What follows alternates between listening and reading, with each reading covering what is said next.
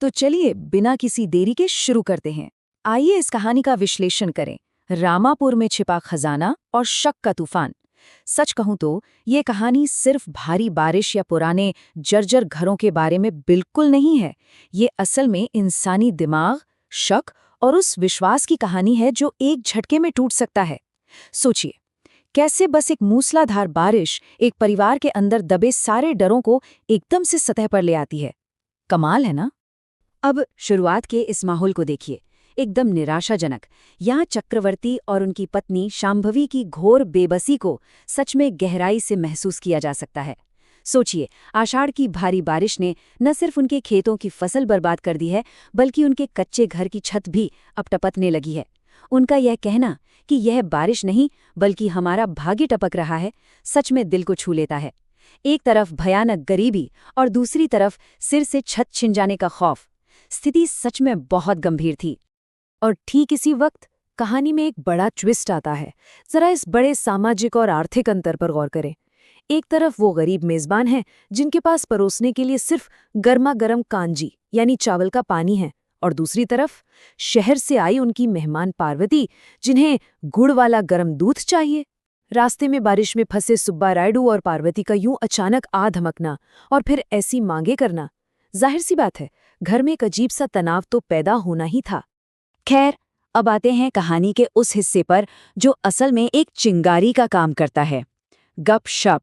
जी हाँ, गपशप का जहर। ये देखना सच में हैरान करता है कि जब इंसान पहले से ही कमजोर और असुरक्षित महसूस कर रहा हो, तो कैसे बाहरी बातें अपनों के बीच के भरोसे को बड़ी आसानी से चकनाचूर कर देती हैं। और ये देखिए वो सबसे अहम पल। विश्वास मत करो बेटी, ये वो समय है जब रिश्तेदार ही डाकू बन जाते हैं। बस यही वो पल है। यहाँ पड़ोसिन लच्छुआ दीवार के ऊपर से झांकते हुए शांभवी के दिमाग में शक का ऐसा बीज बोती है जो सब कुछ बदल देता है। उसका दावा था कि सुब्बा रायडू शहर में भारी कर्ज में डूबा है और लेनदारों से भाग रहा है। यह एकदम सटीक उदाहरण है कि कैसे महज एक उड़ी उड़ी अफवाह किसी के भी दिमाग में डर और पैरानोया का जहर घोल सकती है। अब यहाँ पर एक बहुत ही बड़ा और सस्पेंस से भरा सवाल खड़ा होता है।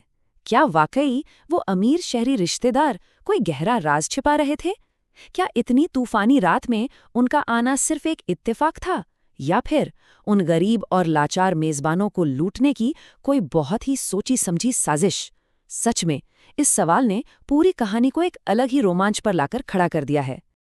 आइए घटनाओं के इस क्रम को थोड़ा बारीकी से समझते हैं। देखिए कि ये डर कितनी तेजी से फैलता है। रात में क्या होता है? रिश्तेदार बारिश में फंसकर आते हैं। अगली सुबह पड़ोसन की चुगली से सीधा डर पैदा होता है। फिर दोपहर आते आते घबराई हुई शांभवी अपने बचे खुचे पैसे और गहने छुपाने लगती है। और सबसे बड़ा धमाका होता है दोपहर के बाद, जब सुब्बा रायडू को पुराने कोठार की टूटती दीवारों को टटोलते हुए रंगे हाथों पकड़ लिया जाता है। मतलब एक छोटा सा शक कैसे एक विशाल तूफान बन गया, है ना?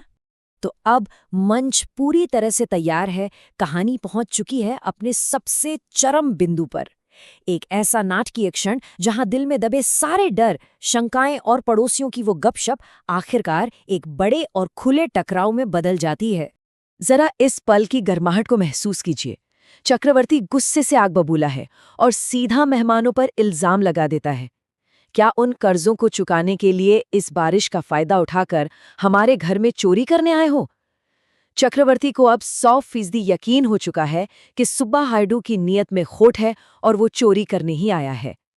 लेकिन रुकिए, यहीं पर कहानी पूरी तरह पलट जाती है। एक बहुत बड़ा ट्विस्ट। सुब्बा रायडू मान लेता है कि हाँ, उस पर व्यापारिक कर्ज है, लेकिन वो चोरी के आरोप को सिरे से नकार देता है। वो बताता है कि गपशप आधी सच थी, उसका व्यापार वाकई डूब चुका है, लेकिन चोरी वाली बात एकदम बकवास है। और अपने इसी बचाव में वो एक ऐसा छिपा हुआ सच सामने रखता है जिसे सुनकर सबके पैरों तले जमीन खिसक जाती है। और वो सच क्या था? एक छिपा हुआ पुश्तैनी खजाना। जी हाँ, बिल्कुल सही सुना। यहाँ से पूरी कहानी एक झटके में बदल जाती है। जो अब तक एक चोरी का ड्रामा लग रहा था, वो अचानक से एक बेहद ही रोमांचक ट्रेजर हंट यानी खजाने की खोज में तब्दील हो जाता है। अब इस पूरे घटनाक्रम के बारे में जो बात सबसे ज्यादा दिलचस्प है, वो है खजाने तक पहुंचने के एकदम सटीक निर्देश। सुब्बा रायडू के मरते हुए पिता ने उसे ये राज बताया था। पहला कदम, सीधे पुश्तैनी कोठार में जाओ। दूसरा कदम, पश्चिमी दीवार को खोजो। और तीसरा कदम, आले के ठीक नीचे वाली तीसरी ईंट को हटाओ। ये कदम दर कदम निर्देश पूरे सस्पेंस को एकदम शिखर पर ले जाते हैं। और फिर जैसे ही वो तीसरी ईंट हटाई जाती है, दीवार के पीछे की खाली जगह से एक तांबे का बर्तन बाहर आता है। और उसमें क्या है? पुराने सोने के सिक्के और मोतियों का एक खूबसूरत हार। शक की आग में जल रहे चक्रवर्ती और शांभवी के ठीक सामने इस पुश्तैनी दौलत का बाहर आना, ये न सिर्फ सुब्बा रायडू को बेगुनाह साबित करता है, बल्कि उन मेजबानों को गहरी आत्मग्लानि से भी भर देता है। इस कमाल की खोज के बाद अब वक्त है थोड़ा पीछे हटने का और ये देखने का कि आखिर इस पूरी घटना से हमें क्या मुख्य नैतिक सीख मिलती है। आइए इस रहस्यमयी और भावनाओं से भरी कहानी के सबसे गहरे निष्कर्षों पर बात करते हैं। यहाँ दो एकदम अलग परिणामों की बड़ी ही शानदार तुलना देखने को मिलती है। एक तरफ है विनाशकारी गपशप। इसका नतीजा क्या हुआ? पड़ोसन लचवा, जिसकी चाल नाकाम रही, वो अंत में ईर्ष्या से भरी और बिल्कुल अकेली रह जाती है।